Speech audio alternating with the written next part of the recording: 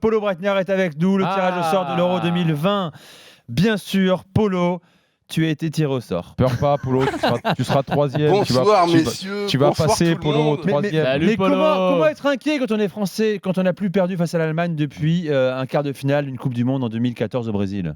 Oui, en plus j'ai adoré quand j'ai entendu Lucas Hernandez faire ses déclarations. Ça aurait été un Allemand qui aurait fait ça, ça aurait été la grève nationale en France. C'est extraordinaire en fait. Non, mais c'est super ce tirage déjà parce que après le coup de bambou en fait reçu par l'Allemagne évidemment lorsque tu prends le champion d'Europe en titre et le champion du monde, ce n'est pas évident. Mais tout de suite ils se sont dit mais c'est génial en fait. Déjà parce que tu as le président de la fédération qui se dit la fièvre elle va être à Munich, donc ça va être tout le stade sera rempli, etc. T'as Joachim Löw qui dit évidemment on n'est pas favori du groupe, mais pour ma jeune génération c'est génial d'avoir un groupe comme ça parce qu'on va énormément apprendre. Et si on sort bien du groupe, ben on sait jamais ce qui peut se passer. Et puis t'as comment s'appelle-t-il Birov par exemple qui dit mais on vit quand même pour vivre des matchs comme ça. Ouais, donc tout à fait. Voilà, donc si tu veux l'histoire du groupe de la mort un peu négatif, etc. Ben il est évacué très rapidement en ce moment. Salut Polo. Salut. J'ai une question un peu provoque, mais je pense que tu vas pouvoir y répondre de manière très objective. Est-ce qu'on peut considérer que l'Allemagne, c'est encore une grande sélection de football pour l'Euro 2020 ? Bah, le fait même que tu puisses penser une chose comme ça montre que la formation intellectuelle en France est compliquée. Isolez-moi ça, s'il vous plaît, on le ressent. Je ne suis pas responsable de l'école en France, mais je vais bientôt demander le poste de ministère de l'Éducation nationale. Appelle le rectorat, très vite. Vas-y. Non, mais c'est évident. Le problème, c'est qu'on est dans une phase de transition avec cette nouvelle génération qui, encore une fois, je le dis, extrêmement talentueuse, mais extrêmement inconstante. Si on voit par exemple encore les matchs cet après-midi de Bundesliga, on pense à Jonathan Tah qui a été catastrophique avec Leverkusen. Ça devient compliqué de savoir quels sont les joueurs qui vont aller à l'Euro. Donc là, à ce niveau-là, moi, j'ai pas vraiment de soucis au niveau de la sélection. Le problème, c'est que comment je pourrais dire ça? Il y a tellement de médiatisation aujourd'hui au niveau des équipes nationales que c'est compliqué. Dès qu'elles vont un peu moins bien, on a l'impression que c'est plus rien. On a tendance à les mettre tout en haut dès que ça va, tout en bas dès que ça va pas, etc. Moi, je vois que l'Allemagne, en fait, la qualité de l'effectif est là, et donc ça, je me pose pas tellement de questions. Ouais. Écoute, moi, je te posais la question parce que je pense que c'est une sélection qui est plus en devenir qu'une sélection du présent.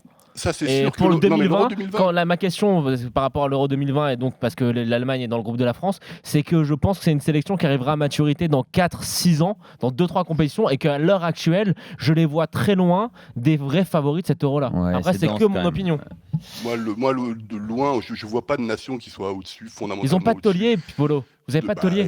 Ils ont Toni Kroos quand même, ils ont Manuel Neuer, ils ont des joueurs comme ça. Ouais. Donc ça suffit. Il y a Gnabry qui arrête pas de planter en équipe nationale. Là où je te suis et je suis d'accord avec toi, c'est qu'en fait l'Euro 2020 va servir d'expérience pour la Coupe du Monde 2022. Je pense pas que ce soit l'Euro 2024, c'est beaucoup trop loin.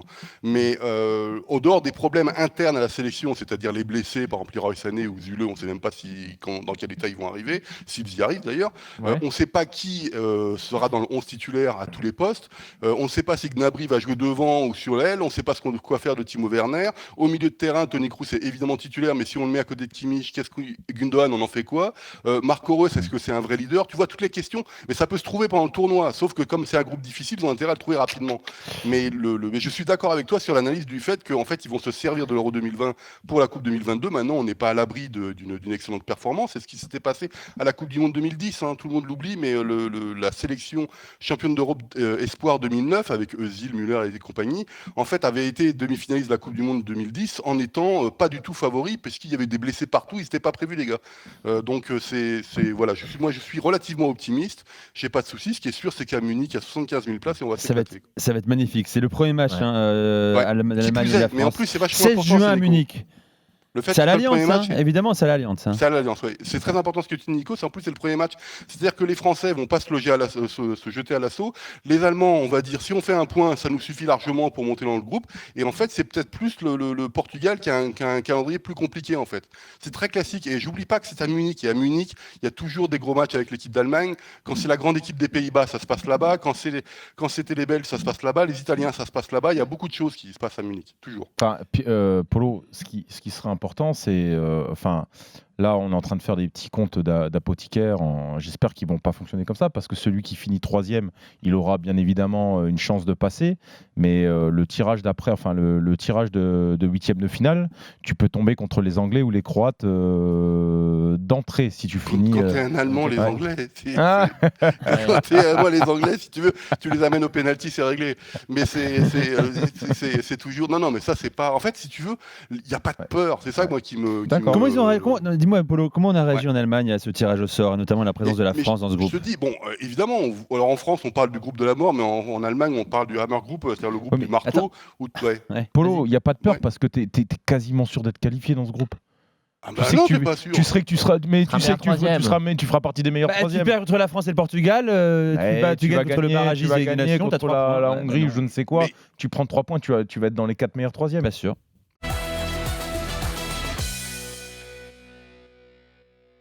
Attention, Jeffrey Adelaide sur ce match-là. Moi, j'ai trouvé qu'il avait tendance un petit peu à choper la maladie d'un Bertrand Traoré et compagnie, de garder un petit peu trop le ballon. Je sentis quand même qu'il a ralenti pas mal le jeu lyonnais. Et le deuxième point, c'est j'aimerais que... Je comprends pas, alors... Ok, il arrive, Andersen, gros transfert, grosse somme. Il n'a pas été nickel depuis qu'il est arrivé. Il a même été mauvais. Mais je trouve que c'est un petit peu difficile de le sortir du 11 de départ après le match contre le Zénith où il a joué un poste qui était inhabituel, à savoir axe gauche, avec un partenaire inhabituel, à savoir Marcelo, et face à des attaquants Dzibua et Azmoun qui étaient quand même assez fort. Donc le sortir de l'équipe après cette prestation-là, je trouve ça difficile et je pense que le salut de la stabilité défensive lyonnaise passera par installer sur le long terme la charnière Denayer-Andersen. Pourquoi ? Je prends juste la jurisprudence Rudy Garcia. Rudy Garcia, il a saccagé l'intégration de Tcheleta Tsar et j'ai l'impression qu'il est un petit peu en train de faire la même chose avec Andersen. Ludo après Pierre. La défense lyonnaise, c'était Black Friday. C'était les soldes, quoi. Ah ouais, non mais... La façon de défendre sur le premier but, Youssouf Koné, je te jure, ça fait plusieurs fois qu'on en parle, mais même il est à la rue. Il est nul. Il est à la rue. Alors je sais pas s'il est nul parce qu'il n'était pas forcément nul la saison dernière. Tactiquement, non mais cette année il est nul. L'année dernière, physiquement, c'était une machine. C'était une machine. Le mec, il enchaînait. Apparemment, c'est à cause de la préparation sous Silvino, selon Rudy Garcia. Je sais pas, mais en tout cas, oui, tu l'as vu, tu as clairement vu. Alors, je sais pas si c'est la préparation, mais en tout cas, tu t'es fait balayer dans l'impact sur la première période. Aussi, beaucoup, parce que tu joues constamment latéralement. Parce qu'en première mi-temps, tu joues pas sur les qualités des mecs. Les mecs, ils ne font que demander dans les pieds. Quand en deuxième mi-temps, tu as Maxwell Cornet qui commence, il l'avait fait déjà un petit peu, c'est le seul qui le faisait, mais quand le garçon va à 2000 et qu'à chaque fois il fait appel contre appel, on lui met dans la profondeur, ça change tout. C'est le seul qui a fait les efforts. Ça change tout. Martin Terrier aussi, beaucoup. Vas-y Pierre. Il joue en une touche de balle. Laissez parler Pierre, vas-y. Ouais, les gars, moi par rapport à Koné, il est nul, mais vraiment on voit que ça le travaille. Il est dégoûté d'être nul. Au moins l'état d'esprit il est là. Par contre, moi je suis pour Andersen, je suis bien content qu'il soit sur le banc. Ça fait déjà, on est bientôt 6 mois dans la saison. Il n'a pas joué. Moi personnellement, j'aurais mis Mbiwa derrière avec Denayer. C'est-à-dire Marcelo, Andersen, vous êtes nuls depuis 6 mois, vous n'avez pas à saisir votre chance. Moi, je donnerais la chance à un 4e mec. Si jamais vous n'êtes pas capable de faire un match ne serait-ce que correct, comment vous voulez qu'on avance ? Donc moi, je trouve que tu as raison, Jonathan, par rapport à la fluidité du jeu, mais tout part derrière. Les joueurs de Lyon, ils jouent latéralement ou en arrière.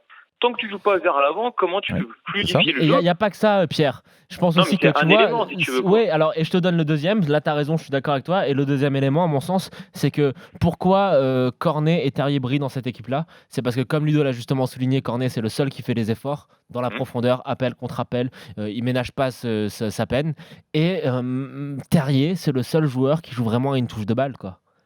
Qui la lâche quand il faut la lâcher. Et j'insiste là-dessus. Attention, Jeffrey Adelaide, qui est un super joueur. Attention, parce que depuis 2-3 matchs, il a tendance à un petit peu vouloir la garder. Il a toujours été lent. Non, il a pas. Je te parle pas de lenteur, je te parle de garder la balle. Depuis 2-3 matchs, il est excellent.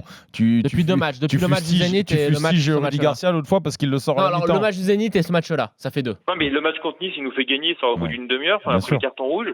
Aujourd'hui, il fait un match correct. C'est sûr qu'il n'y a rien d'exceptionnel, mais il fait un bon match quand même. Je trouve agaçant, moi, aujourd'hui.